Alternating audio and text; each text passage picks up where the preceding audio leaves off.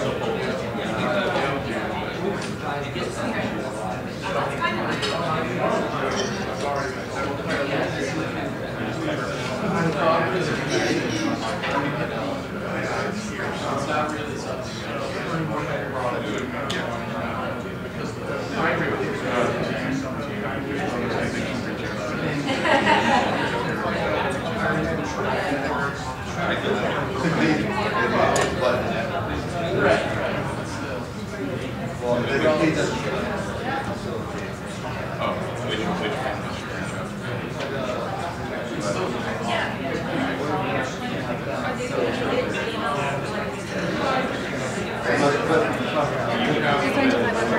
after the panel Q&A are finished, everyone will sit down and then we have seats, yes, marked in. Yes, thank you. I haven't seen Carrie. Yeah, she's here. She is here because I haven't met her. Oh, good. Yeah. Is he Neil Evans? Yes, he's here. Okay, good. He's here. He was in the back. Then I think everyone, and I noticed this morning there was like an earlier version of the agenda with Andy's title misspelled, so we had it fixed and reprinted. Okay. So okay. everyone's That's getting fine. ready. Okay, I heard them when I went to the ladies' room. I heard something go print. That's probably what it was. Well, he earned his promotion. Really, I'm like, and he's so good. Pretty soon he's going to be professor. So I was like, so okay. He said, wait. No, he's that great. So great. Thank you, Allison. You're all set? Yeah, it's up to Rick when he wants to. Yeah, he'll keep it Convene us in a minute. Yeah. Okay, and the clicker is. Here's the clicker, and we'll get Andy up for, okay. Super.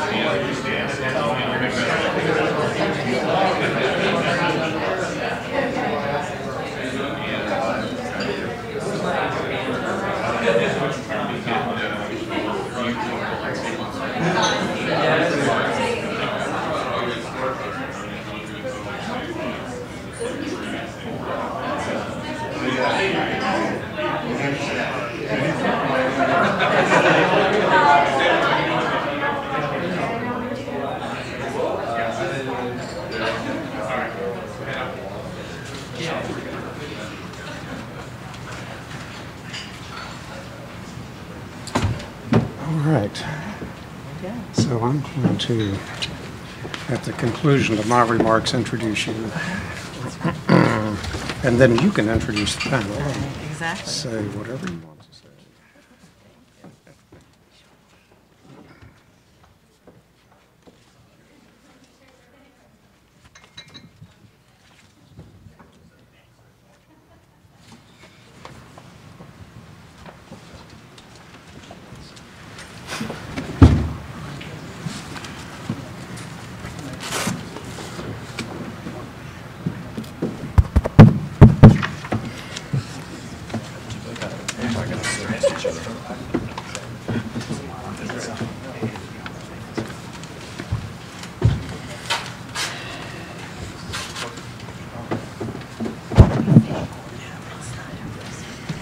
Good morning to everyone, and thank you so much for joining our conversation today.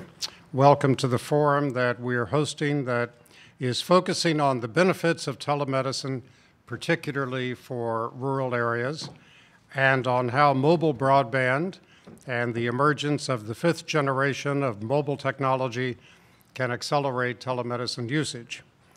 I'm Rick Boucher, a former member of Congress and honorary chair of the Internet Innovation Alliance. We're a nonprofit membership organization that promotes broadband deployment and broadband adoption. Each year, we host discussions on new ways that broadband can improve the quality of life for the nation's residents. And in that spirit, today's discussion is particularly timely. Those who are watching us online and the live stream can join the conversation today on Twitter. Our hashtag is TelemedIIA. That's hashtag TelemedIIA, and we invite you to join the discussion.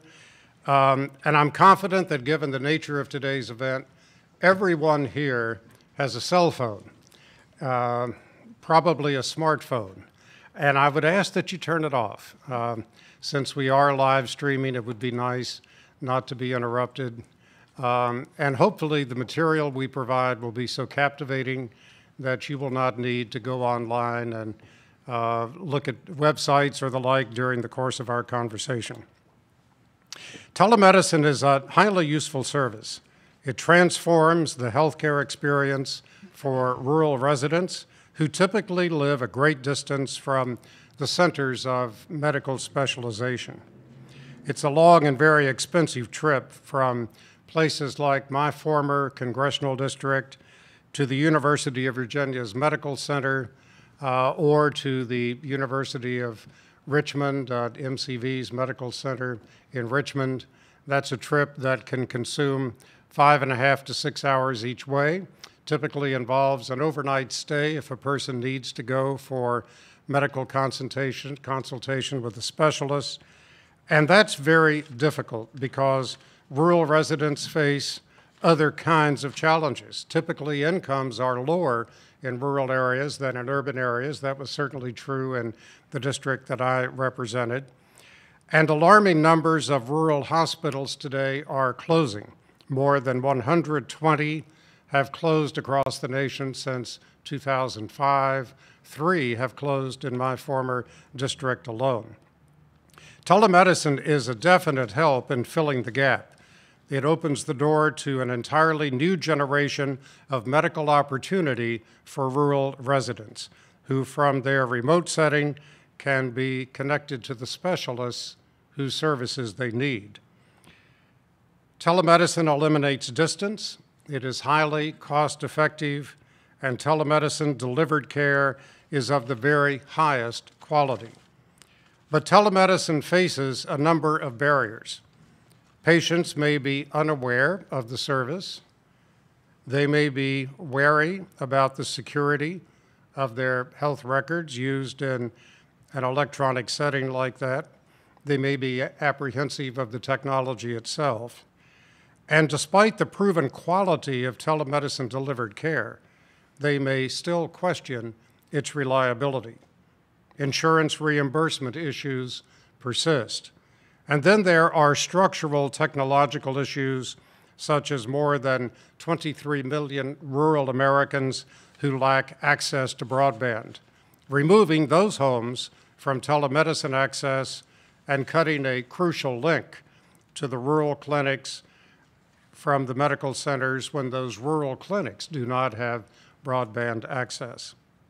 Fortunately, today, the carriers are pushing mobile broadband deeper into rural areas.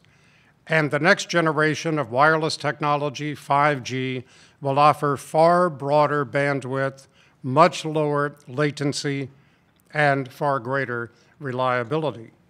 But when will that promising technology arrive in rural areas?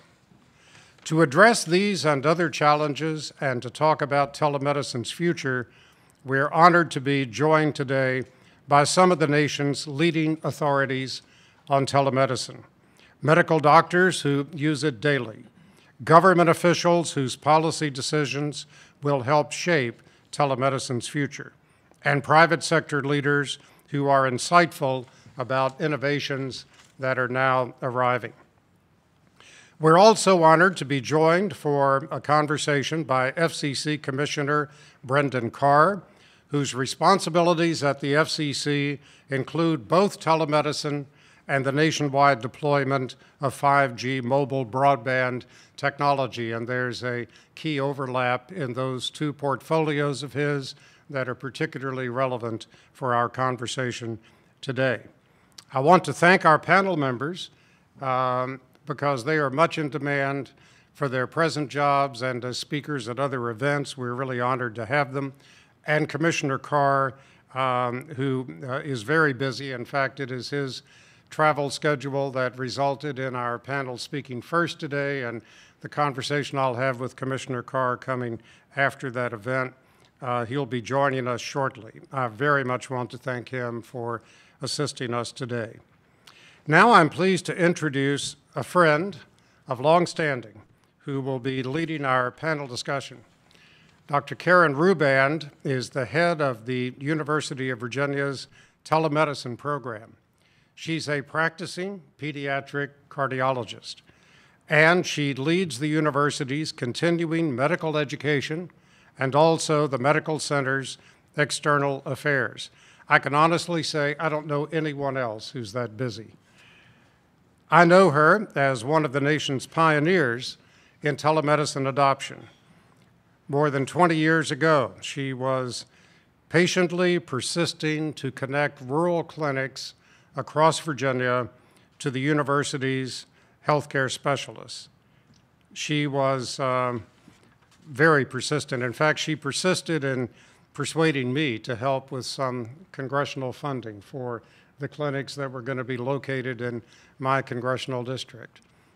I had no idea what telemedicine was, but she educated me, and then she persisted until I got appropriations to help connect these clinics. Every time she would call, there wouldn't be much introduction. It would simply be, "Do you have the money yet?" That's what my husband said. Very polite, but eternally persistent. Yeah, thank you. She's been helping me like that for so long. Her groundbreaking work was nationally recognized because what she did in Virginia was really transformative. In my congressional district, because of her work, 50 rural clinics and hospitals were connected to the University of Virginia's Medical Center. Across our state of Virginia, 152 sites are today functioning parts of that network, and those sites have supported the consultations remotely of 75,000 patients who have utilized the telemedicine network in order to obtain expert care at the University of Virginia. Her groundbreaking work was nationally recognized. She's a past president of the American Telemedicine Association. She's a co-author of the widely used medical textbook, Understanding Telehealth. On 6 occasions, she has been invited to testify before the U.S. Congress on telemedicine needs. She's an informal advisor today to the FCC and has hosted Commissioner Carr when he recently visited the University of Virginia to learn about groundbreaking telemedicine work. Karen has received too many awards to actually mention here today, but it's an impressive biography. I would invite you to look at it online after the event is over, please. She is a much sought-after speaker for telemedicine events across our nation, and we are highly honored that she'll be leading our panel discussion today. Please join with me in welcoming Dr. Karen Ruban. Thanks.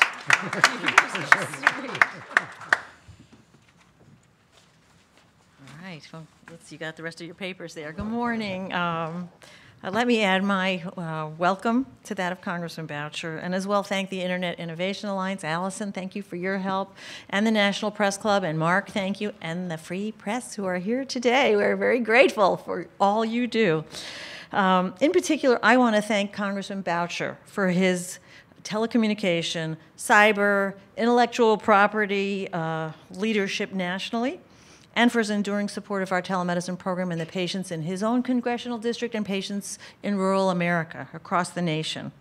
I also want to recognize Commissioner Brendan Carr for visiting us and for his commitment to 21st century healthcare, for innovation and championing 5G technology and leadership in connected care. In the face of high rates of chronic disease, challenges in access to care, provider shortages, and our national public health emergency of substance use disorder, we are truly at a strategic inflection point in our efforts to integrate telehealth into mainstream care. The convergence of broadband expansion, greater use of electronic health records, and private sector, government-funded, and academic innovation has led to greater attention to the value proposition of digital health solutions to include telehealth and even artificial or augmented intelligence. In July, with the release of the proposed 2019 physician fee schedule, HHS Secretary Alex Azar noted, and I quote, "Today's reforms proposed by CMS bring us one step closer to a modern healthcare system that delivers better care for Americans at a lower cost." CMS Administrator Seema Verma stated, quote, CMS is committed to modernizing the Medicare program by leveraging technologies such as audiovisual applications or patient-facing health portals that will help beneficiaries access high-quality services in a convenient manner. The signing just last week of the opioids legislation brings with it even greater opportunity to leverage telehealth tools to address the substance use disorder crisis.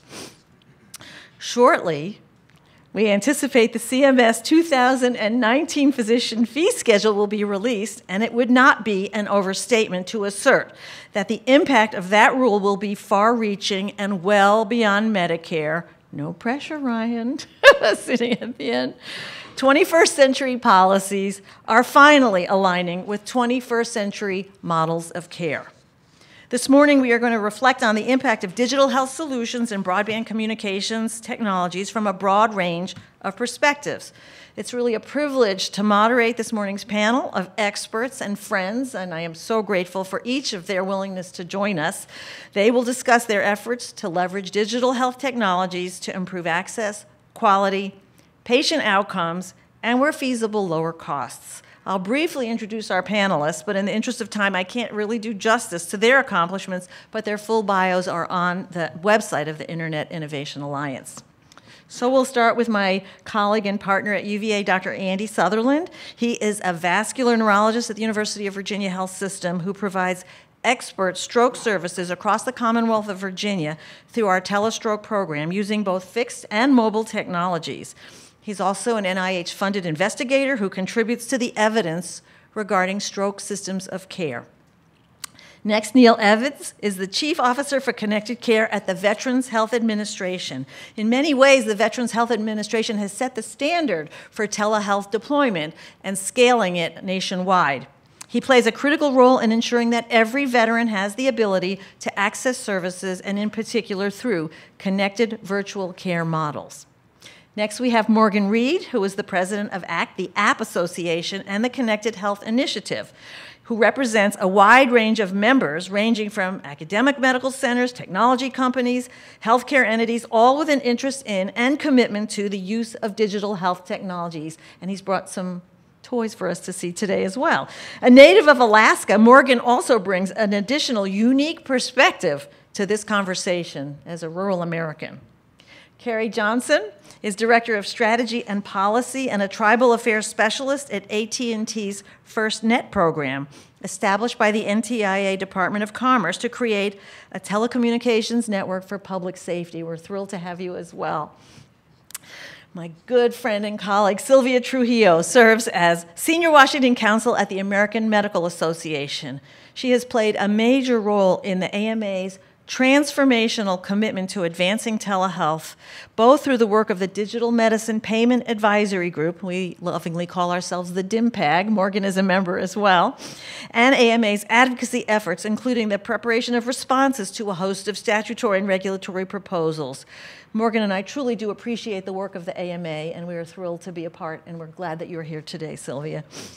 And then with additional gratitude and in the hot seat, Dr. Ryan Howe joins us representing the Office of the Administrator at CMS, where he is tasked with addressing telemedicine and telehealth payment rules under the traditional fee-for-service programs, but recognizing profound implications for all payers, providers, and patients alike. And I might have done something more to this screen. I don't know with my paperwork. So we are really thrilled to start the panel, and we'll start with Andy, but maybe could you guys make sure we get this?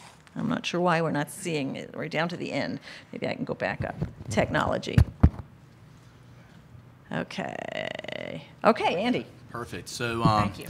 So thank you, Karen. I want to share my welcome and my gratitude for being able to speak with you today as a physician who gets to see the benefit of telemedicine for both my patients in rural areas, but also patients across Central Virginia and the Commonwealth and beyond.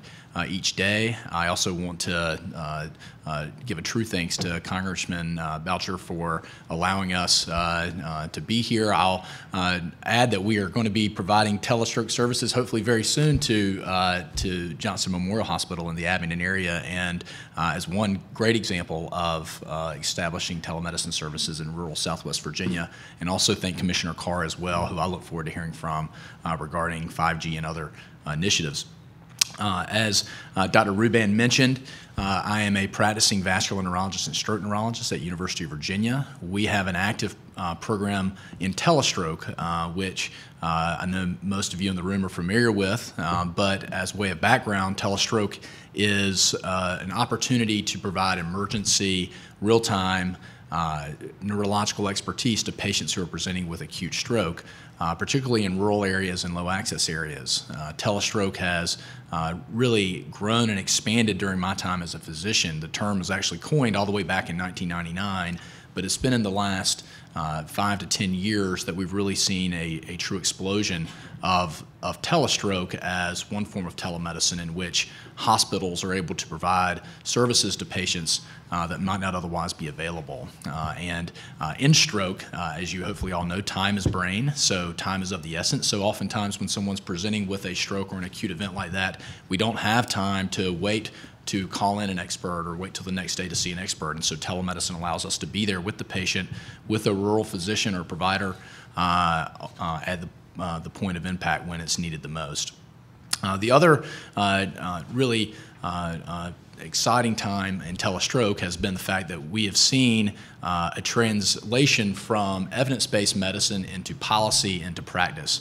One of my roles is on the telestroke committee at the American Heart Association, and I think of the various specialties that in telemedicine providers and professional societies in neurology and in cardiovascular disease and stroke have been able to put out consensus statements and policy statements, really establishing not only is this a convenient form of practice or an opportunity to extend care, but there's an evidence base here that establishes its parity with other traditional forms of practice or taking care of patients with stroke. And those policy statements, consensus statements from organizations like the American Heart Association, the American Academy of Neurology, have allowed us as providers, our hospitals, our administrators to really get behind it. It's created a demand from patients to seek out these services, and I think it's also given support to government agencies like CMS, like the Health Resources and Services Administration, the FCC, and others to really get behind policies supporting the expansion of telestroke services. And we've seen that just in the last few years with an expansion of the definition of the originating site to provide telestroke services from a very narrow rural definition to broader definitions because while rural areas are where there's often some of the greatest need, I know that many of my colleagues and providers practicing in densely populated urban areas also benefit from having telestroke programs. It's not just about the wide geography that patients or providers have to traverse to get specialty care. It's also the time. And so a densely populated urban area with traffic and other infrastructure obstacles will often benefit from telemedicine services as well. And so that translation from practice to professional organizations to patient demand and then into policy has really helped expand telestroke truly as a ubiquitous form of practice. And there really are no major hospital systems in the country, I would argue, that are not either practicing or looking into establishing telestroke services to help support the provision of neurological care. The other area of interest for me, as Dr. Ruban mentioned, and one of my main research interests is in translating traditional sort of hub and spoke stationary telemedicine into mobile telemedicine. And one way in which we do that, and I've got a couple of slides here, maybe we'll just hit the advanced, is taking telemedicine that is usually from a hub and a spoke system and trying to make it mobile. One example, for instance, is in patients who are transporting from their home or from a community or from a small hospital to a tertiary care center in the back of an ambulance. And in my area, a patient could be riding in an ambulance for an hour or more just to get to a hospital, and that is valuable time that we could go ahead and be assessing that patient and evaluating them. And so this idea is not brand new. This is actually an announcement out of the University of Maryland. I stumbled on it a few years ago, but it was from the late 1990s that telemedicine and ambulances could help save lives. And at the time, the broadband and the infrastructure wasn't there to support that kind of mobile practice. So we took this idea and just in the last few years developed our own program called iTreat. And this is a feasibility study, again, supported by HRSA and our great Center for Telehealth, in which we were able to take low-cost technologies, basically tablet devices like the one I have here, and set up a ambulance link with a video consultation such that I, as a neurologist, could see a patient, work with an EMS provider while they were transporting to the hospital. And we were able to say that we could get a very validated neurological exam and help advance treatment and hopefully patient outcomes with that model. And created as I said, a low-cost kit working with our local cellular providers, technology providers, and our systems engineers that cost less than $2,000, basically the size of a first aid kit that you could put into an ambulance. And so I think that's another big mystery, is that telemedicine has to be this big, expensive enterprise. Well, I'll echo the congressman. Everyone in this room has a mobile device. And not only should we keep the ringers off, but we should recognize that these are an avenue and an infrastructure that we could reach out to patients in need. And this is one example of how we might translate that into practice. And so going forward, I think that we will see telemedicine go from not only being an accepted form of practice, but a more mobile, portable, nimble mechanism by which we're able to take resources that have traditionally been locked in the walls of our hospitals and extend them to patients out in the communities in a number of different ways. And I'm excited to hear from the colleagues on this panel about the ways that we're doing that as well. So thank you, and I'll be answering questions soon. Thank you. All right, well, if you could pass the clicker down to Neil. Sure.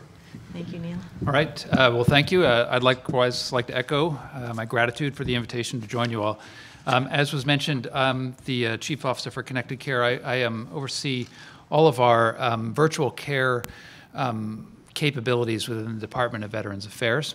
I'm a practicing internist. I've been with the VA for 17 years, and I see patients just up the street 3 miles from here at the DC VA Medical Center. And you would not necessarily think that telemedicine was an important part of my practice, but it's an absolute critical part of my practice, even here in urban DC. But it's likewise, since we're talking about the impact of telemedicine on rural health, it's really important for us as a strategic priority within VA at large. So just as a quick reminder, the VA is a rather large healthcare system. There are just about 20 million veterans in this country, and of those 20 million veterans, around a quarter of them, 25% of them, live in rural America. The VA takes care of somewhere between 8 and 8.5 million veterans per year at more than 1,400 sites of care across the country. And you can see up on the slide there that we have 47% of the veterans we care for earn less than $35,000 per year. And so the population we're taking care of is shifted towards the elderly and also lower income. And is really everywhere in the country. We're a healthcare system that has a mandate to deliver care everywhere, but we don't necessarily have a physical brick and mortar presence everywhere. And as a result of that, that has been one of the compelling drivers for VA to take an early leap into telemedicine as a way that we are able to meet the healthcare needs of veterans. I'd go out on a limb and say it is absolutely mission critical, and it's recognized at the highest levels of VA that this is a capability that is essential for us to continue to deliver the highest quality care for veterans. Last year, we delivered more than 2.1 million episodes of care via telehealth across the country, with just over 725,000 veterans receiving that care. That's about 12% of the veterans that are enrolled in VA and received care from VA last year received at least a portion of their care via telehealth, and that number continues to increase. approximately 55% of those telehealth encounters were delivered to rural veterans. So I mentioned that about 25% of our population of veterans is rural, but about 55% of the telemedicine delivered is rural. And we do this in more than 50 clinical specialty areas. So I think sometimes we think of telehealth in sort of in individual use cases for telemental health. We just heard about telestroke. But really, if you can think of some form of healthcare, there is some component of that healthcare that can be delivered via telehealth. It may not be all of the healthcare, but there's certainly some healthcare. I mean, so surgery is an example. Usually that happens in person, but a lot of the lead up to it and the follow-up can be delivered by telehealth. We think of telehealth with really three perspectives, which are on the right side of this slide. One is accessibility. Telehealth can allow healthcare to be brought closer to the veteran, make care more accessible. And a huge priority for us, which we can talk about during the question and answer perhaps, for us is moving that care closer to the veteran outside of our clinics, but into veterans' homes or preferred locations. Telehealth also, in a large integrated healthcare system, can help us better match the demand for healthcare with the supply that we have of healthcare providers, or what we list up here as capacity. We can hire providers in one location, and where it's easier for us to hire healthcare providers and deliver that care to veterans in locations where we have trouble hiring the healthcare providers with the expertise. And the third big reason that I think telehealth can make a huge difference for healthcare systems like the VA is it can increase the quality of care. It gives us the opportunity to match a veteran with the provider who has the specific expertise that they need, regardless of where that provider happens to be in the United States. So I thought I'd just close my comments because I think sometimes we have these conversations and it can be helpful to have a picture of what does this really look like in the real world. So we'll start in the upper right. This is all telemedicine in the VA. In the upper right is the first telemedicine visit that was ever done in the VA. And I'll let you guess what year it was. Actually, I'll tell you. It was 1959. In 1959, with two-way black and white television, we were doing telemental health visits between the University of Nebraska and several VA clinics in rural Nebraska. But that has certainly modernized quite a bit since 1959. You can see on the upper left, that's Dr. Goda, who's in Iowa City as delivering care as part of our tele-ICU program. Of the 1,700 ICU beds in the VA, more than 300 of them have access to a board-certified intensivist and critical care nursing staff 24 hours a day, 7 days a week. They can get to them by a touch of a button, and they're at one of our hubs in Cincinnati, Minneapolis, or Iowa City, and a few other locations. The next, in the upper row there in the middle is our telestroke program. You can see an example of a simulated telestroke intervention. A patient in the bed, the telestroke neurologist on the iPad on the stand right there with a nurse who is mediating that conversation. On the right, upper right, is an example of our clinic-based telehealth where we can do full exams. We do this through essentially every specialty. The person in the green scrubs is what we call a telehealth clinical technician. This is somebody who actually becomes the hands of the physician or provider who's on the other side of the camera. And then in the lower pictures, we have an example of how we're able to use telemedicine to actually start to deliver better integrated care. The lower left picture is a picture of one of our prosthetists who is working with a private sector commercial prosthetist to check out an artificial limb for a veteran who is working with one of our contract providers to deliver VA care and create a sense of an integrated health system, which is really important for us. Well, it is an integrated healthcare system. In the lower middle is Dr. Hayworth from San Diego delivering care to a veteran during Hurricane Harvey when we were able to bring in virtual providers to fill the gap because of infrastructure problems in the Houston area after Hurricane Harvey. That's an example of how we can also deliver care directly into the home. And then the lower right is our store and forward telehealth program, where we're able to capture images, send them to a remote provider for interpretation. So that just gives you sort of a lay of the land, of the broad landscape of what can be done through telehealth, and I look forward to further discussion as we move on. Thank you. So, I'm here to do a little bit of whiz bang, but I want to set us up with a couple of key factors.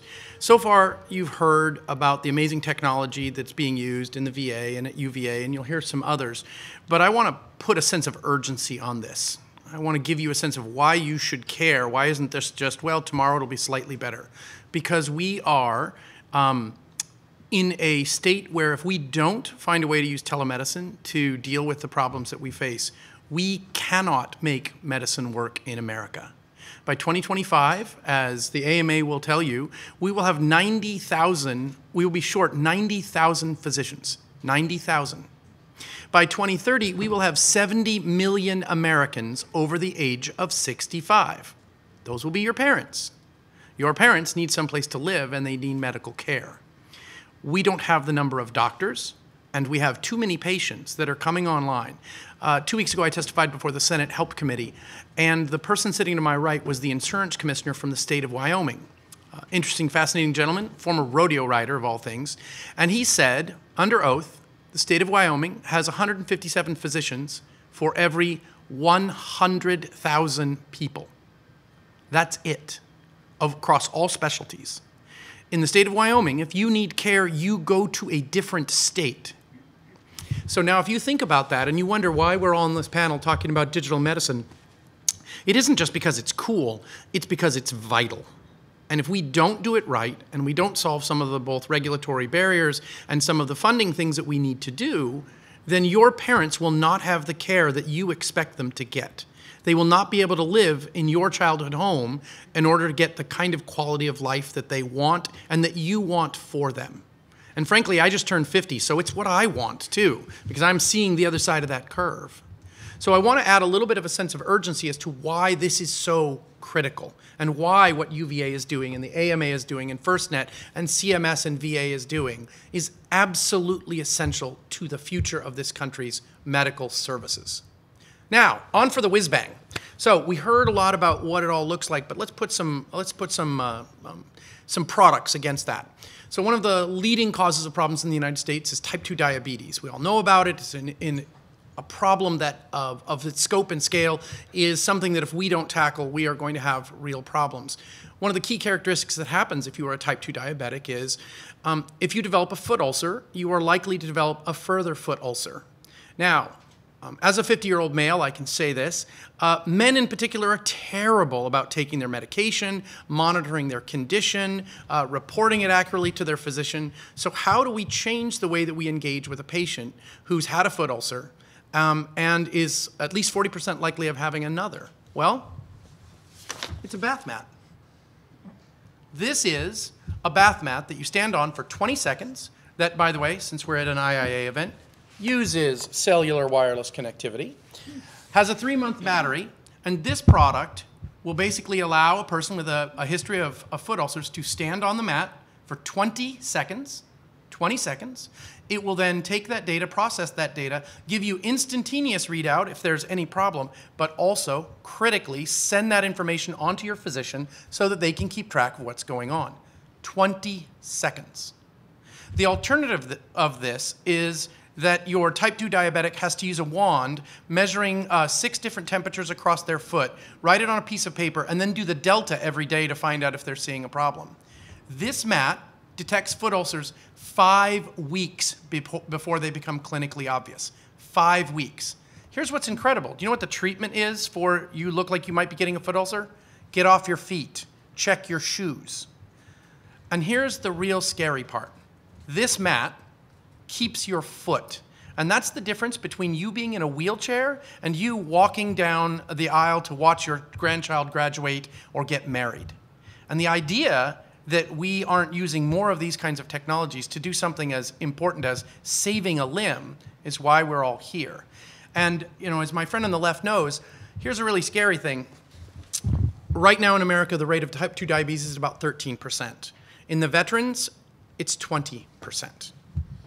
Right now, more warfighters lose limbs from type 2 diabetes than lose it from war wounds. And if you think about technology like a mat or patient engagement tools or some other way for them, whether it's a smartphone, that's the difference for them, and we owe it to them. A second good example, to my person on my right, he was talking about the tribes. We were just having that conversation. Growing up in Alaska, one of the things that you realize very quickly is, especially if you're in the bush, access to a primary care physician or a physician at all can be very rare. But what's really hard is the primary care physician is almost a triage doctor. Comes into the village, comes into the town, does the best they can. If you've got a local PA, that's great. But what happens if you need to see if you maybe have retinopathy? Diabetic retinopathy is a real problem. Well, they don't have the skill sets. So there's a tool out right now that's a sleeve that slides over an iPhone like that. And it basically, with 2 eye drops, it allows a primary care physician to take a picture of your retina, send that information using cloud and connectivity off into the internet where both AI and machine learning as well as licensed physicians can take a quick look, give an assessment, and allow that primary care physician to say, hey, I need to get you on a plane to go to Anchorage. I need a doctor to take a look at that. So it's the kind of thing that makes the difference between somebody being blind and somebody seeing. And that's what digital medicine technology can do. And finally, we always think of these elements as kind of having 3 steps, right? 3 problems digital medicine needs to solve. Does it work? Will I get sued? And can I get paid? So you need to have that kind of effectiveness and methodology that allows a doctor to know where they stand. So a product like Remedy is a company out of Georgia that allows physicians to pull in remote patient monitoring, and thank you to CMS for code 99091, allows them to pull in information from various devices, look at it, tie it into their electronic health record, key aspect, look at that data, and this is the amazing stuff. It allows them to model possible treatments and see what the likelihood of effectiveness of that treatment is before they tell the patient. Connected devices, data to the physician gets to see that data, and then make decisions about how that treatment mechanism will affect them on the ground. 3, 4 different layers. How does this work? Does this work better? Should I do this? That is amazing technology, because don't forget, if we're 90,000 physicians short, quality of life for the physician is something that we have to consider. So those are 3 examples of the kinds of technology that save limbs, save eyeballs, and help doctors do the kind of medicine that they need to practice in rural areas throughout America. And so I want to come back to that note of a sense of urgency. This is important. It's important to you, it's important to your parents, and ultimately, hopefully, my kids when they have to take care of me. And so with that, I'm looking forward to hearing from our friends at CMS and others as they try to find a way for us to get this all under our current scope. Thank you. Thank you, Morgan. Carrie. Thank you. So we'll just do the quick slide switch. So as Dr. Ruband said, my name is Carrie Johnson, and I serve as one of our directors of strategy and policy at AT&T's FirstNet program. And a little bit about my background.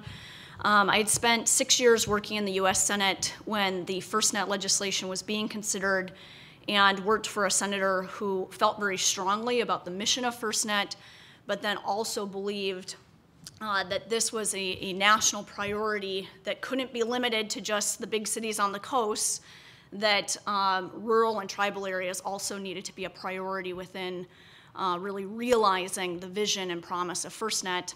I then returned back to my home state of South Dakota and had the opportunity to work for a regional rural broadband provider where we were supporting a number of telemedicine solutions in rural and tribal communities. And it was an exciting opportunity to see firsthand the work of telehealth in South Dakota and then throughout the Northern Plains. Last year, when AT&T was selected as the private partner in this 25-year public-private partnership, I joined the AT&T team, and I focused specifically on our FirstNet deployment in rural and tribal areas, and then the types of products and services that we're designing and that can really ride upon the FirstNet network to support first responders serving tribal and rural communities. And so Congressman Boucher recommended that I start out with a little bit of just a 101 on really how did FirstNet come to be, and how did we get to where we are today. And really the concept behind FirstNet really stems from the 9/11 Commission report, recognizing the need for a dedicated wireless broadband network for public safety, and this would really improve our emergency communications in the United States by unifying communications across different agencies and jurisdictions. And then, we've all been at a large event where, you're trying to send a text, you're trying to stream video, and because the commercial network is congested, you're having challenges, sending that data. Well, without FirstNet, that same experience can happen to public safety. And so with FirstNet as a dedicated public safety wireless broadband network, first responders have priority on that network to seamlessly be able to communicate, share information, and access situational awareness tools. So the exciting thing after hearing for years and years about FirstNet is that FirstNet is here today. Congress passed legislation back in 2012 to create the FirstNet Authority and to set aside a band of spectrum specifically for public safety. And then the FirstNet Authority went through a thorough RFP process, and last year selected AT&T as the private partner.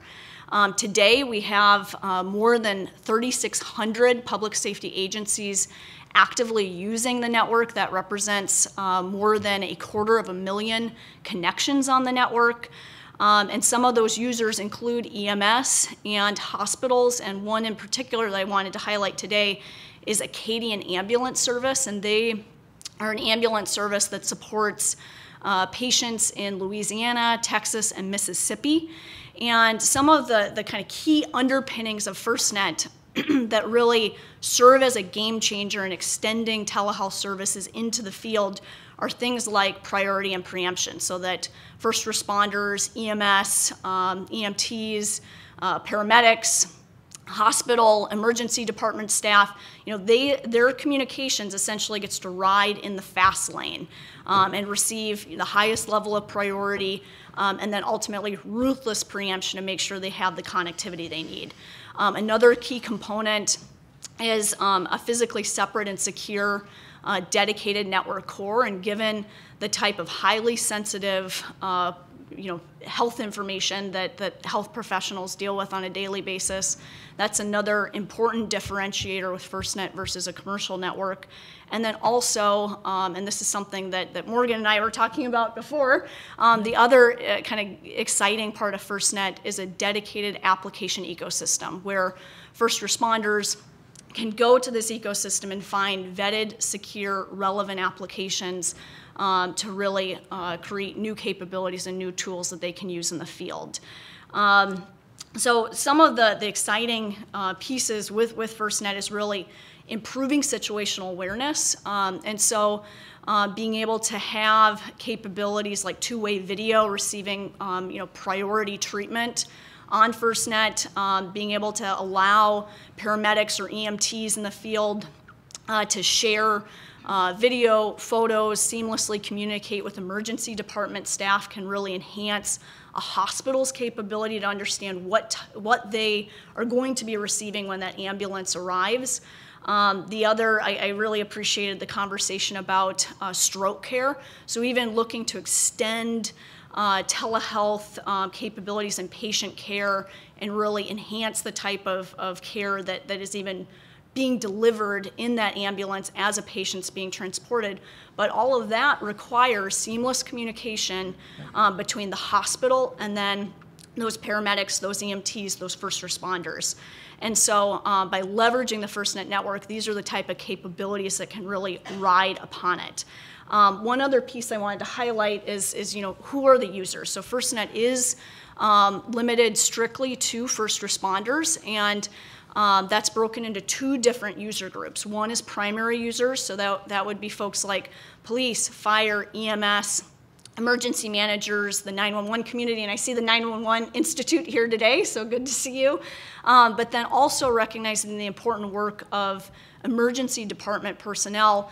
Emergency department staff are also included in that primary category. The second group is extended primary, and those would be folks who support first responders. So in the case of a windstorm, utility workers play a critical role in removing down power lines, so they would be an example of an extended user. In the healthcare space, we look to the hospital's emergency manager to identify who gets activated, who are the personnel who get activated when an emergency situation occurs. And now kind of switching gears, also wanted to touch specifically on some of the exciting real gains that we're seeing with FirstNet in terms of extending rural coverage. So as a result of our FirstNet deployment, we are seeing coverage and capacity extended into areas where traditionally first responders have experienced challenges with a lack of connectivity. Through our FirstNet deployment, so this is a 25-year project, but right now we're working on an initial 5-year build plan, and that includes upgrading existing sites, adding band class 14, and then we're in the process of deploying more than 1,000 new cell sites. And really what informed where those sites are being located came from extensive work with governors within all 50 states, DC, and the 5 territories to really understand where does public safety need this expanded connectivity. The other opportunity that FirstNet users have is access to 72 dedicated deployable units. So those are essentially mobile cell sites that when they need connectivity, let's say infrastructure has been damaged, like during some of the recent wildfires that we had out west or the recent hurricanes, that these deployable units can be requested and get on the scene to provide the needed connectivity. In rural areas that might have limited connectivity, we recently had this earlier this month where the Yankton Sioux Tribal Police Department was staging a search and rescue operation in an area that didn't have connectivity. And so within hours of requesting a deployable, they were able to have that deployable on the scene to support their communications. So these are just kind of some highlights of really the capabilities for telehealth, extending telehealth in the field, and then with improved coverage and then the always-on priority and preemption, really the type of applications and new solutions that can be available for first responders and healthcare professionals. So thank you for your time. Thank you. Sylvia.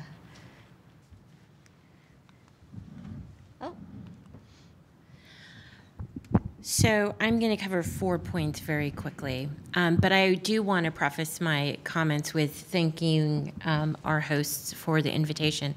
But I also want to emphasize that the work that I've done is really as a messenger for a very large group of individuals and a profession. So the American Medical Association and its leadership developed their policy through what is called the House of Delegates. It has proportional representation from every state medical association in this country and every national medical specialty society.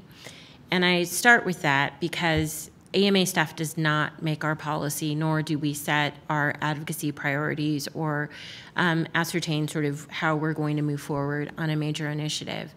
Practicing physicians from around this country do that. And in fact, Dr. Ruben and another physician leader pioneer in this area, Dr. Kvedar, started this journey with the AMA physician leaders back in 2013. And in 5 years, there's been a huge transformation within the profession and physician leaders. And I'd like to start with just a snapshot of a group of physician leaders that really moved the dialogue about what I'm going to talk about in a moment. Those physician leaders include a dermatologist at a major academic center in California. No big surprise that he's a supporter of digital medicine. But on that team of the original pioneers within the AMA of physician leaders, it included a general surgeon from Virginia, a radiologist from Arkansas, and a pediatrician from South Carolina. And that's just a snapshot. That is one of our councils, but we had councils on ethical and judicial affairs, councils on medical education, councils on medical service, all think about not just telehealth or telemedicine, but the full array of digital tools that were needed. And starting in 2013 and then pivotally in 2014, these physician leaders came together and they heard what was a clarion call. They looked out over the horizon and they saw shortages for as far as the eye could see. They saw a rapidly expanding patient population and a dropping birth rate within this country and globally, and understanding that we needed to build scale, infrastructure, and capacity for the next 20 to 40 years, and we had to start now in earnestness. So we, at their direction, moved very quickly forward to put in place a number of collaborations, relationships, and priorities to basically find those digital interventions that had an evidence base that in fact were useful and can be integrated into practice. And so on this screen here, you'll see the key points when we think about transformations in medicine. You have to basically hit every one of these points. You have to have validation of the innovation that it's clinically useful. You have to know whether or not there's a payment pathway. You have to know whether or not there's additional liability and exposure of implementing a new innovation. Very importantly for today's conversation, you have to have things like interoperability and infrastructure. And last, and certainly not least, because when the technology meets the human component, you have to have professional development and training to ensure that whatever digital tools you're integrating, however awesome and amazing they might be, that they actually can work and are modular enough and are able to be used by both patients, where it's patient-facing, and integrated into clinician workflow. So, as a result of that, we decided that the area that we could prioritize was in the Digital Medicine Payment Advisory Group. The AMA has a very long and storied history of looking at issues around clinical validity, clinical efficacy, and our physician leaders were adamant that this is a priority, but it needs to be grounded in the clinical evidence and in demonstration in a rigorous fashion that these can be integrated in not only a efficacious way, but in a way that promotes value, scale, and accessibility over the long haul.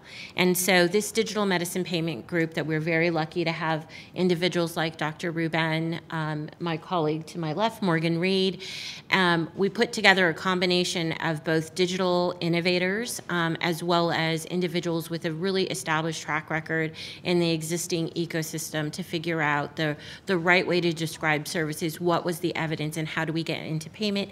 And everybody keeps referencing the proposed physician fee schedule because there's a very important set of bundles in there that I don't want to steal any thunder, so I will leave it to my colleague to get to that, especially since I'm at time. I just do want to mention, however, in addition to the proposed physician fee schedule, eminently final physician fee schedule for 2019, that this has been an incredible year for digital medicine. It will likely go down in the books as the turning point for digital transformations, in my opinion.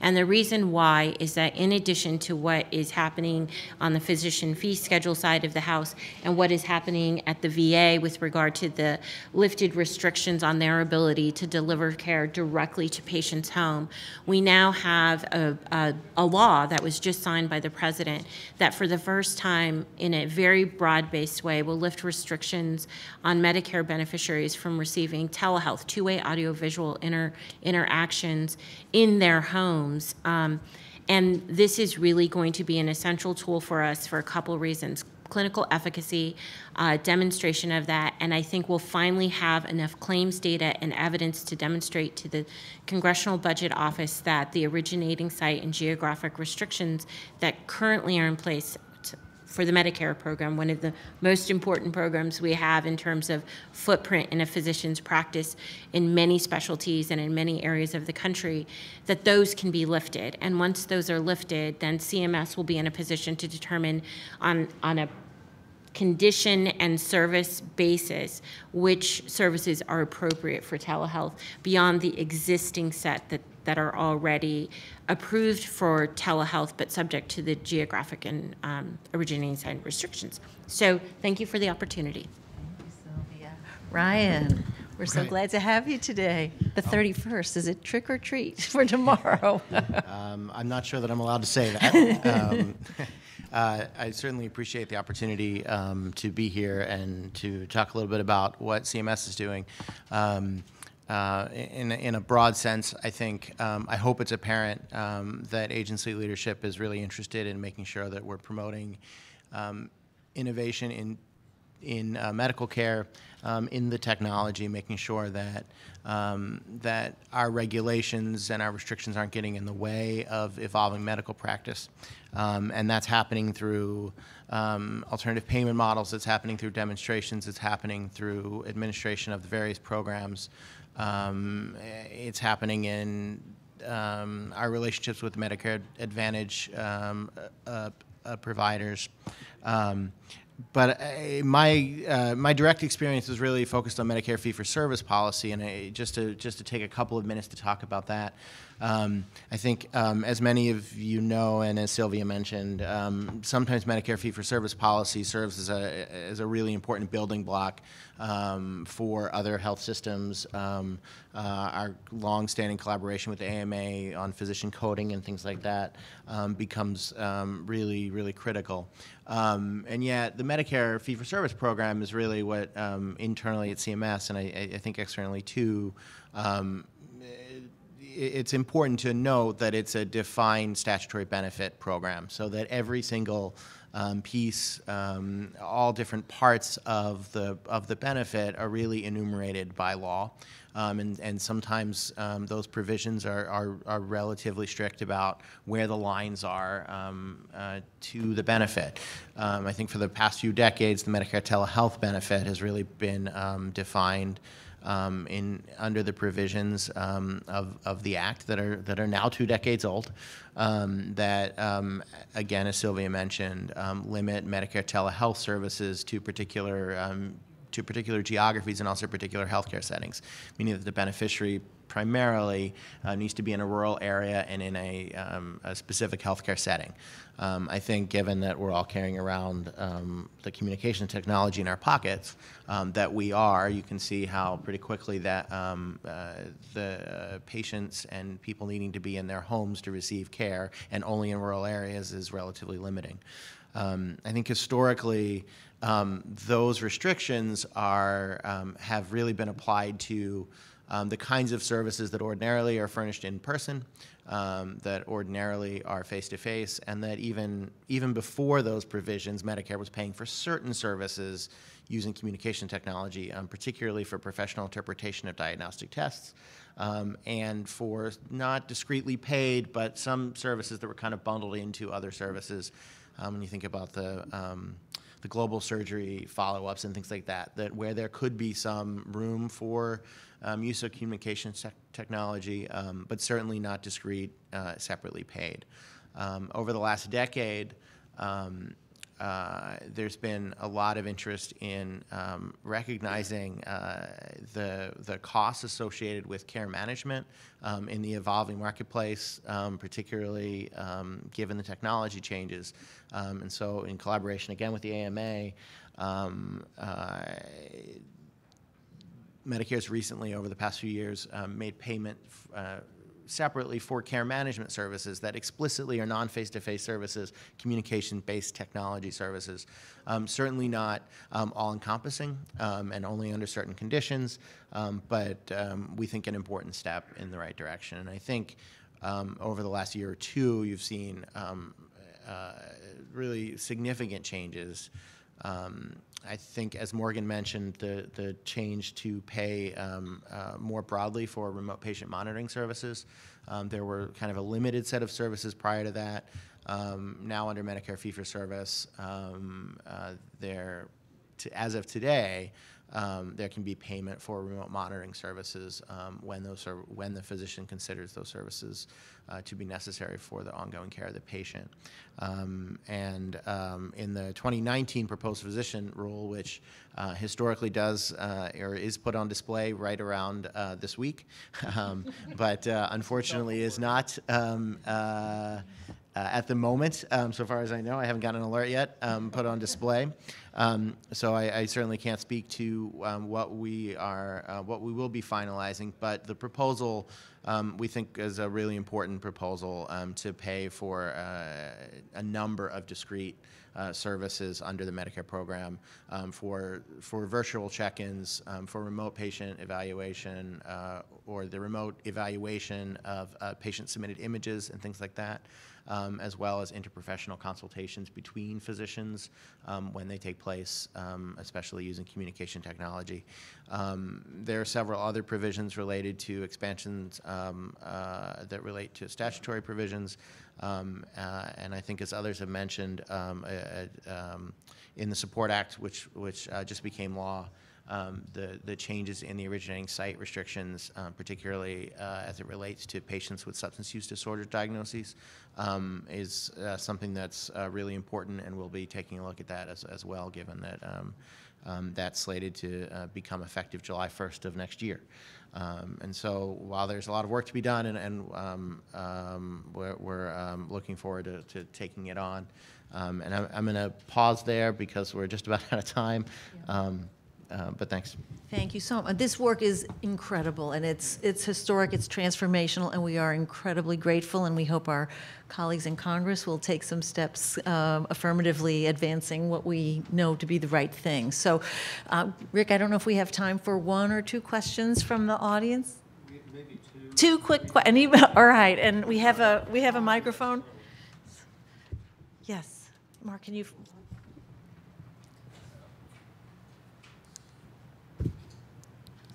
Eli Richmond from Fierce Health Pair. This is primarily for Morgan Reed, but anybody who wants to take it. It occurs to me that an awful lot of the examples I hear about telemedicine are targeted specifically at diabetes type 2. Just a ballpark, like how much of the telemedicine demand is driven by diabetes?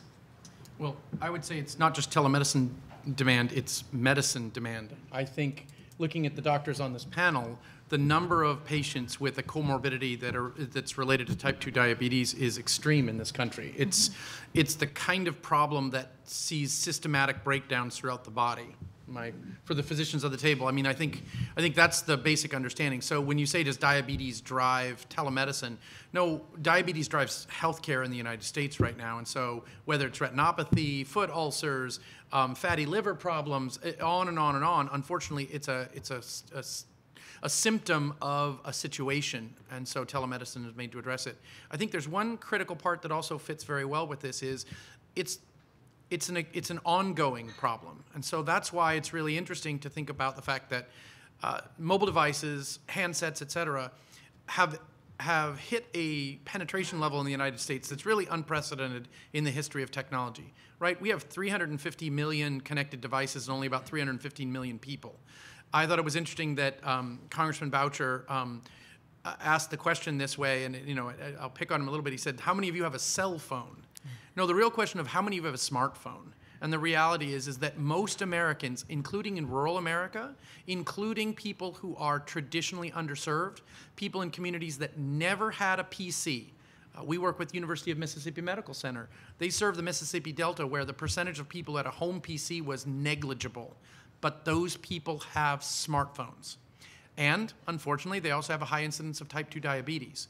So we're looking at how do we merge together what Neil talked about, what you mentioned, what everybody's here to talk about, which is connectivity, and how do we solve this kind of overwhelming problem that's hitting every medical professional at this table. Absolutely. We have, for example, in rural areas, there are entire counties that don't have an obstetrician. Women have to travel long distance, high-risk pregnancies. It doesn't matter what the clinical scenario is. There is, I won't say there's an app for that, but there are innovators who are trying to drive innovation into the delivery of care. So across the entire spectrum, from prenatal to palliative care, acute care services, chronic disease management. So great question. That's a great question. Yeah, thanks. One more? Any other questions? Otherwise, I'd like to thank this incredible panel. I mean, the work, oh, Morgan, you have a question. One quick thing I wanted to point out, because we were also interested in the medicine, that we would be remiss since Brendan Carr is coming to the fore here in a moment, and I know we all have kind of hinted at it, but the connectivity in America is so critical to actually getting this care. Yes. I know Dr. Ruban and I have spoken about how do you get to the rural areas of Alaska? How does FirstNet hit the areas that are underserved? I think it was you who mentioned that 23 million Americans aren't currently in that space, and how many veterans have it. So when you write about this and when you think about it, you got to have the devices. They're awesome. But you got to have the connectivity, or the device is worthless. And so let's figure out how 5G, TV white spaces, all of this connectivity together can bring us the kind of care that we want. So if I may, I'm going to go back a slide. Perfect.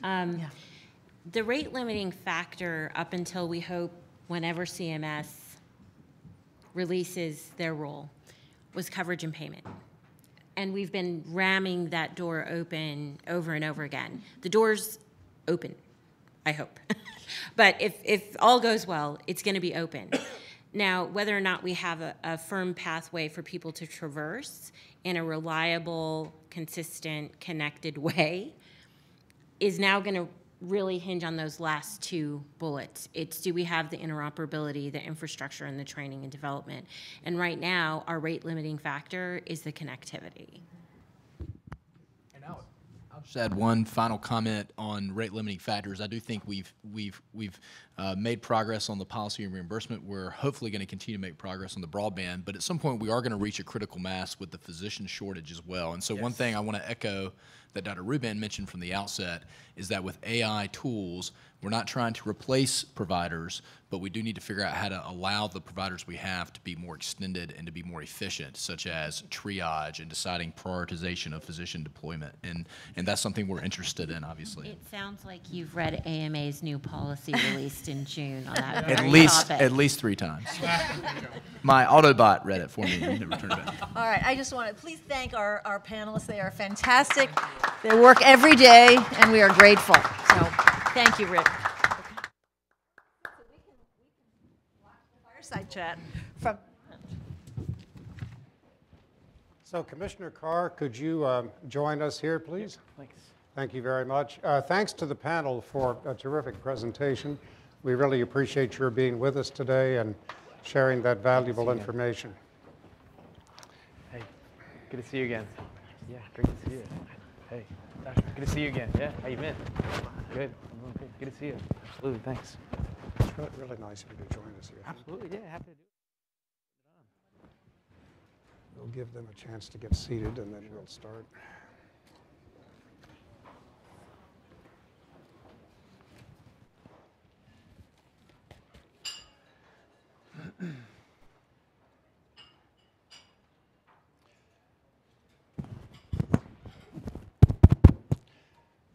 Well, thanks again to the panel and to Dr. Ruban for a really excellent and informative presentation.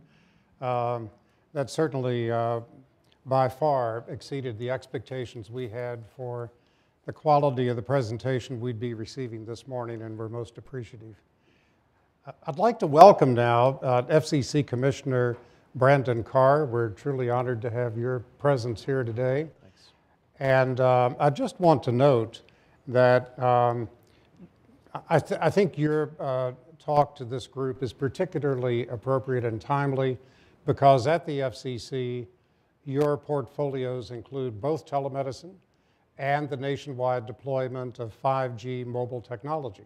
And as you were hearing the concluding comments on this panel, connectivity is such a key issue in terms of assuring the availability of telemedicine and allowing these fine doctors to perform their work remotely for the benefit of patients, particularly in rural areas, but truly nationwide. 5G, we hope, is going to hold the key to a lot of that. So the conversation we'd like to have with you today focuses on those twin responsibilities for which you're very much taking the lead at the FCC. I was interested to learn that your mother started her career as a nurse. That's right. Yeah, my mother was a nurse, and then she moved over and is now a psychologist. And so I guess I got a bit of an early start on the healthcare telehealth side.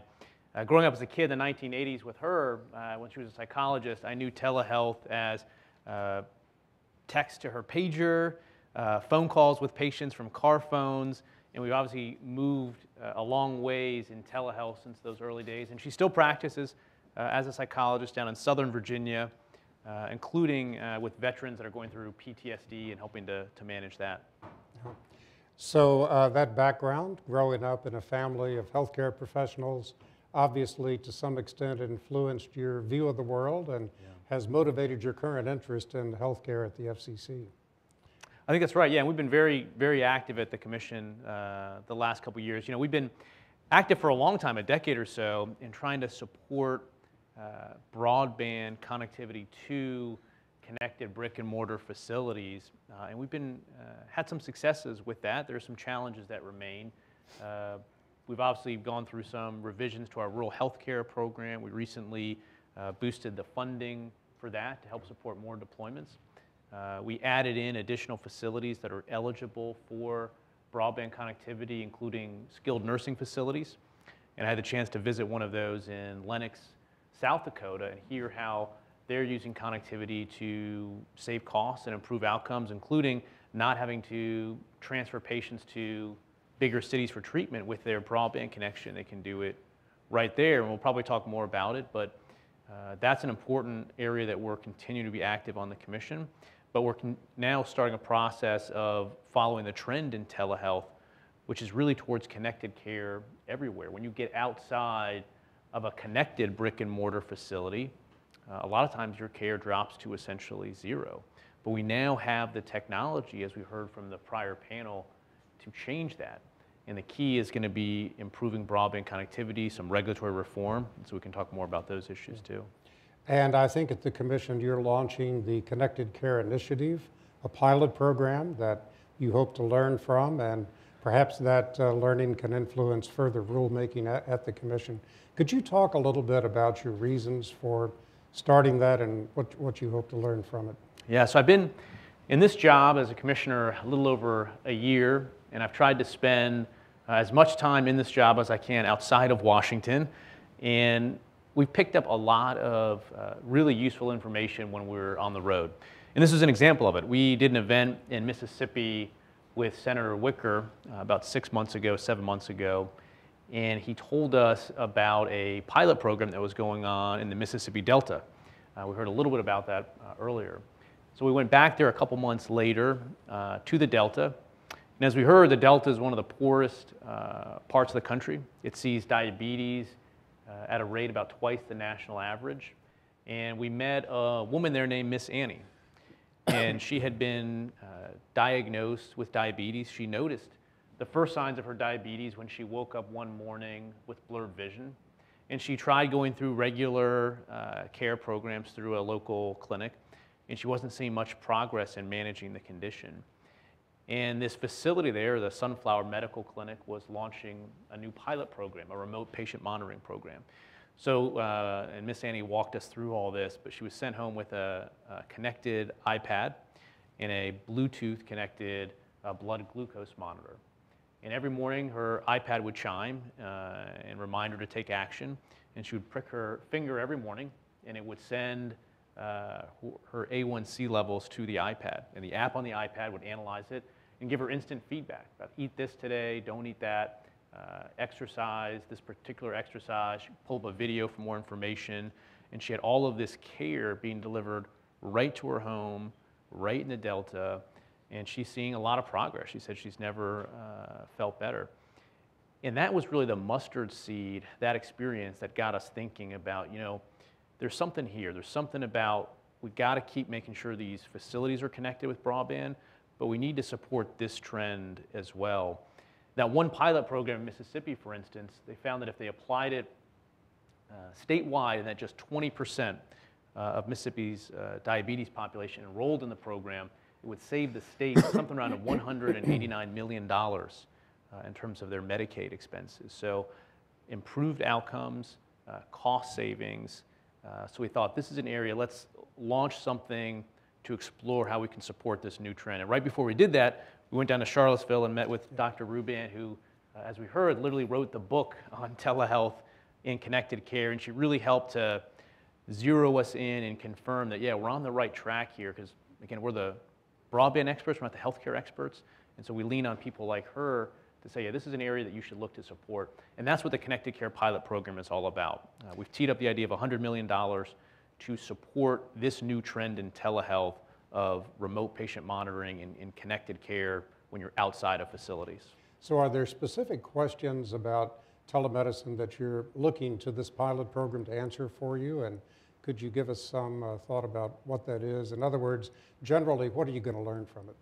Yeah, so we launched the notice of inquiry, which is sort of step one in our regulatory process at the FCC. That comment cycle is now closed, and we're actively looking at the comments. We've got a lot of helpful information. And then the next step will be to drive towards, in regulatory speak, a notice of proposed rulemaking where we get more specific with some of our proposals, and then ultimately we'll move to an order.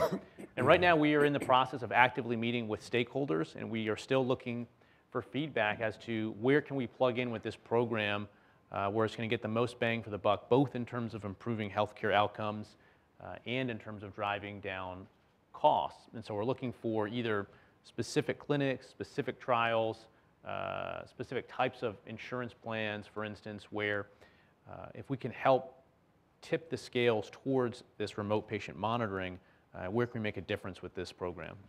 And you mentioned your visit to Charlottesville, to the University of Virginia's Medical Center. Yeah. I know Dr. Ruban hosted you on that visit. She told me all about it.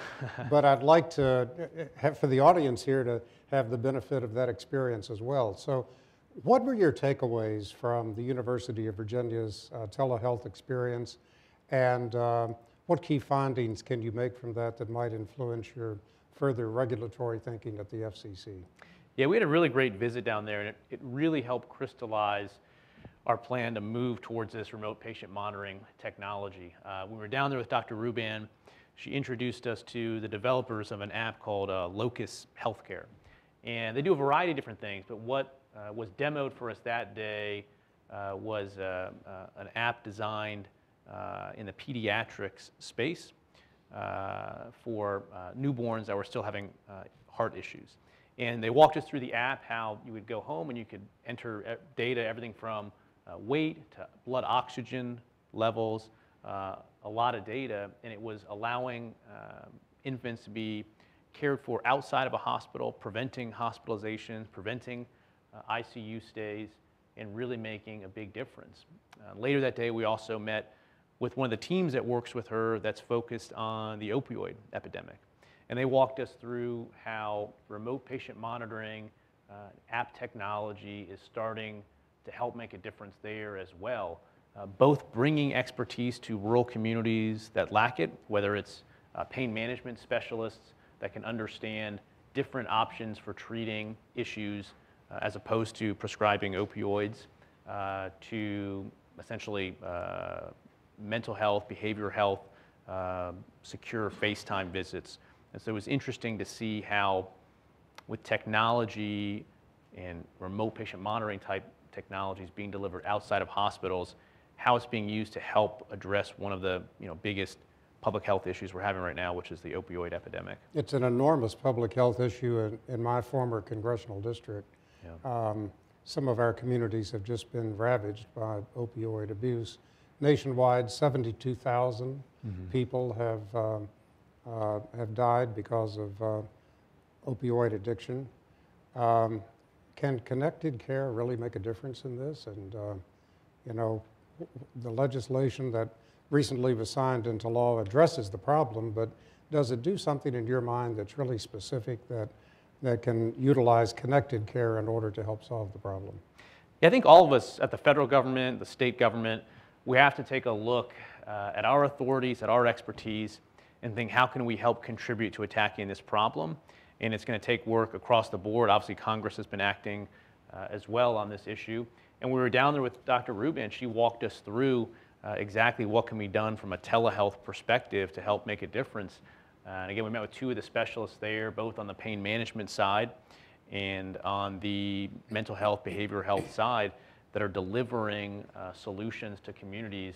Because you have to remember, again, when you step back and look at our rural communities, we're seeing hospitals and healthcare clinics close by the dozen. And so if you can take these specialists that are based in Charlottesville or other population centers and through technology make them available, whether it's to the primary care physicians in rural communities or directly available to patients, that's something that's starting to make a difference. But again, we got to get the connectivity there as well. 3 of those closed hospitals are in my former congressional district, so I'm very much aware of the problem firsthand. Can you sort of just ascend up to 10,000 feet and just talk generally about what you've learned about how telemedicine is helping rural Americans? What are the key things that you would want this audience to know about how telemedicine really can make a difference? Yeah. Well, one of my first visits that I did as a commissioner, I think my first visit in this space of telehealth, was to a small town called Beatty, Nevada. It's a population about 1,011. It's, if I remember right, it's about 2.5 hours northwest of Las Vegas, and it feels like it is 200 hours northwest of Las Vegas, really in the middle of the desert. And it's a community that had one healthcare clinic that was serving the whole population center. But given the tough economics of serving that rural community, the healthcare clinic was going to close down, and that would have meant a 90-mile drive to the next biggest city that had a healthcare facility. But there was a broadband provider that was deploying new fiber in that area, and they connected the healthcare clinic with fiber. And the clinic was able to stay open because of that connection. The way they did it was they had a doctor that was based in that larger town, Pahrump, and he'd be based there, and you would go to the healthcare clinic in Beatty, and there'd be a nurse there that would check you in, take your vitals, and then set up a secure, essentially FaceTime visit with the doctor. And that allowed that healthcare clinic to stay open. It allowed them to continue to deliver in-person care right in that community thanks to a broadband connection. It was really impactful to see how just one connection to one facility is helping to ensure that this entire community have access to healthcare. And at the FCC, you are leading the way on the rollout of 5G deployment across our nation. We're already beginning to see some cities enjoying the benefits of 5G technology. If past is prologue, we saw how rapidly 4G was deployed once it was introduced, and I think we can probably expect that same rapid pace on, with regard to 5G. But I know at the Commission, you're not waiting for it to happen, you're trying to motivate it, you're trying to facilitate it. Talk a little bit about what your initiatives are on 5G at the FCC. Yeah, we're very excited about this transition from 4G to 5G technologies, and telehealth is one aspect where we think it's going to have a tremendous impact. One way is you think about how we have all these connected devices that we want to support on this next-gen 5G network. Well, right now, 4G can support something in the order of 2,000 devices within a square kilometer, but to truly take some of these remote patient monitoring, the Internet of Things technologies to scale, we need to upgrade our network. So 5G, for instance, can support something in the order of 2 million devices over that same distance that 4G can only support 2,000. But how do we get there? 5G as a technology is going to look very different from an infrastructure perspective than 3G and 4G networks of the past. You're probably familiar, obviously, with the 200-foot antennas that marked the predominant infrastructure deployment for 3G and 4G. Well, 5G is going to be layering in on top of that 10 to 100 times the number of cell sites, but they're going to be small cells. They're going to be backpack-size antennas that can go on existing utility poles and light poles. You don't need new 200-foot structures. But what we saw at the FCC was that our regulatory structures weren't ready to support that massive new deployment. Whether the federal level or the state level, our regulations assume that every new cell site is a 200-foot tower. So we required them to go through lengthy permitting and review processes, charging ultimately exorbitant fees when you compare the actual footprint of a small cell compared to a large macro tower. And at the end of the day, if we sat back and did nothing, places like New York and San Francisco, they would see 5G and next generation broadband almost regardless, given the population density and the economics of deploying there. But obviously there are thousands of other communities around the country, and we want them to get a fair shot at 5G as well. So we had to upgrade our approach to regulation. So we've done two probably significant things that stand out to me. One is in March, we issued a regulatory decision that took those small cells and we excluded it entirely from the federal review procedures that apply to 200-foot towers. So federal historic, federal environmental rules that were geared to the footprint and the scale of 200-foot towers now do not apply to small cells. That decision is expected to have cut about $1.6 billion in red tape from deployment and really help to speed up small cell deployment. In fact, one carrier has already reported that they're now clearing small cells for construction at 6 times the pace as they were before that decision. And then just last month, we took a look at some of the state and local, essentially zoning laws that apply to small cell deployment and put some basic rules of the road in place there. And for that decision, we drew on really the leadership that we've seen, everything from county commissioners to city mayors to state legislatures that had already updated their approaches to account for the fact that small cells look very different than macro towers. So we took their ideas and we adopted them as guidelines at the federal level. And again, that's a decision that's expected to cut about $2 billion in red tape. It's going to incentivize about $2.4 billion in new investment, and 97% of that new investment is going to be in rural and suburban communities.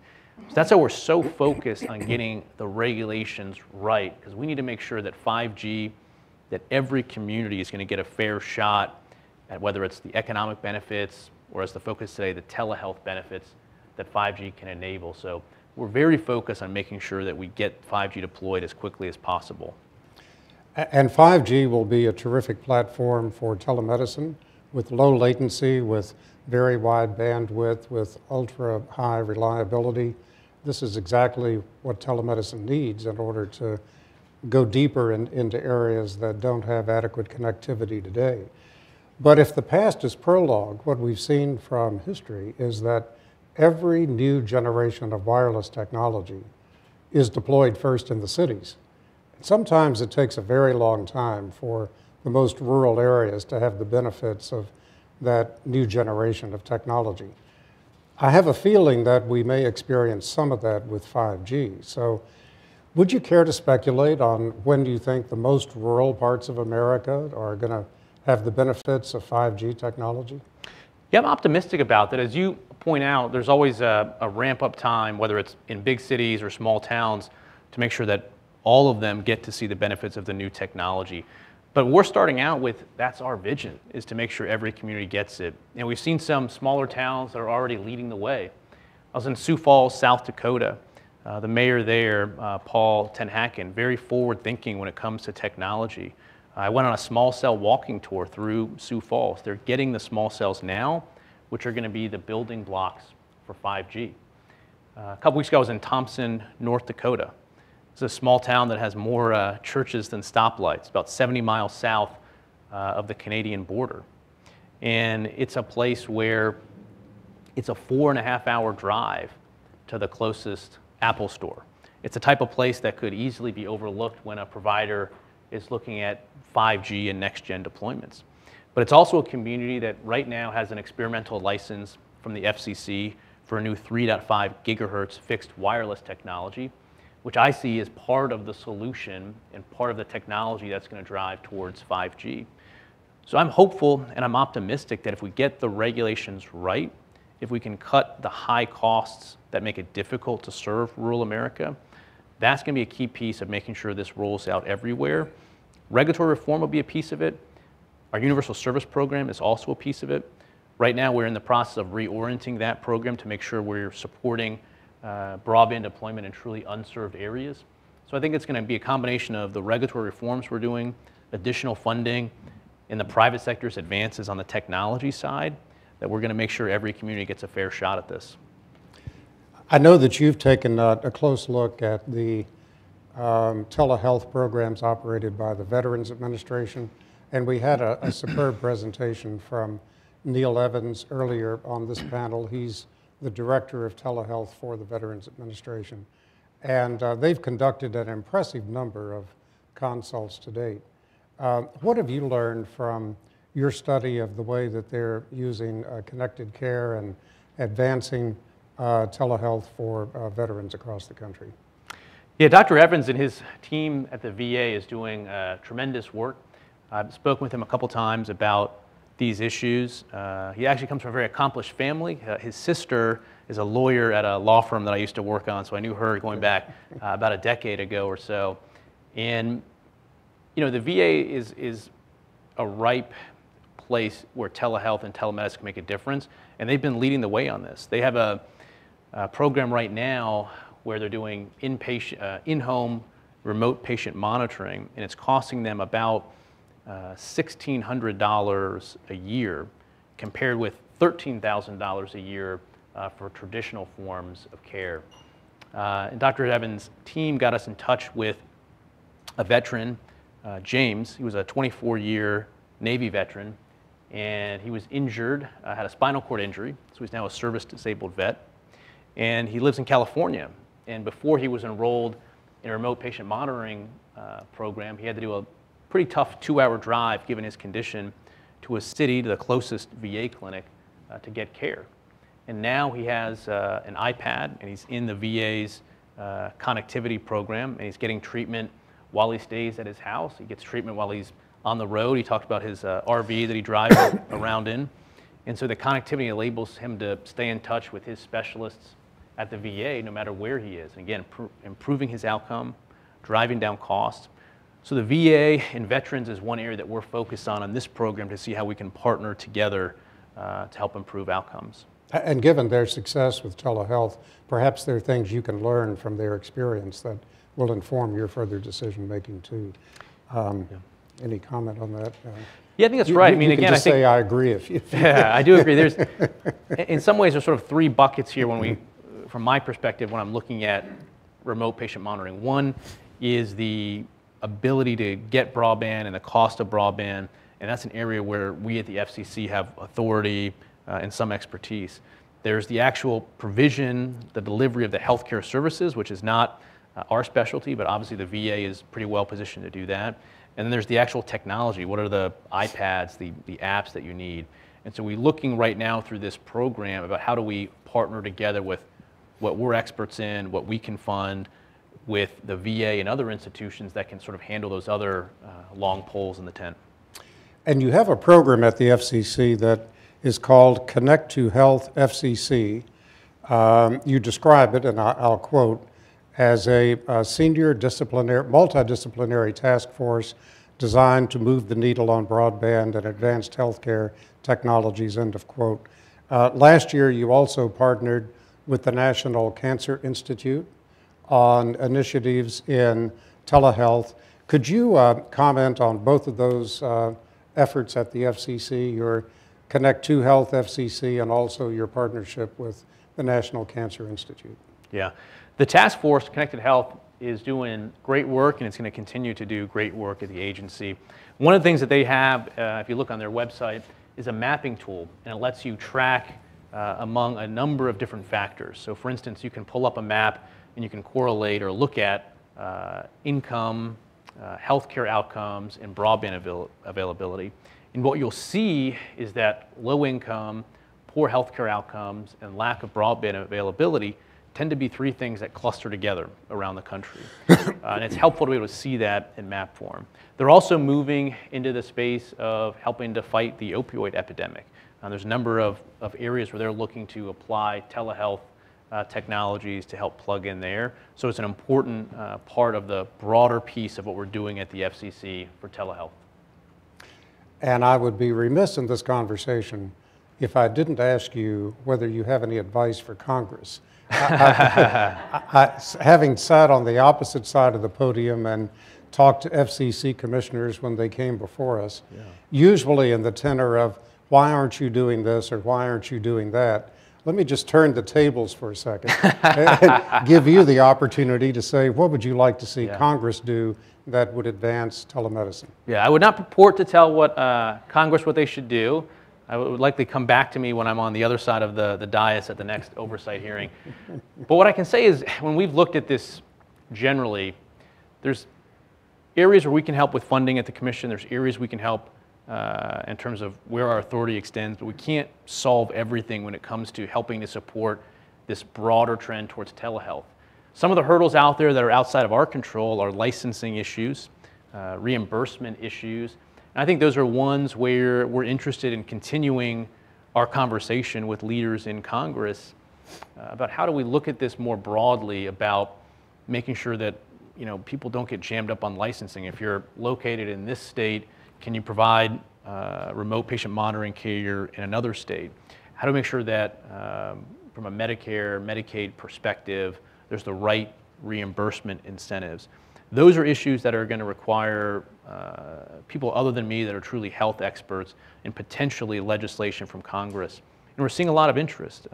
Senator Schatz, Senator Wicker, they've both introduced legislation on the Senate side designed to help get at some of those very issues. So we want to be a part of driving to a solution there.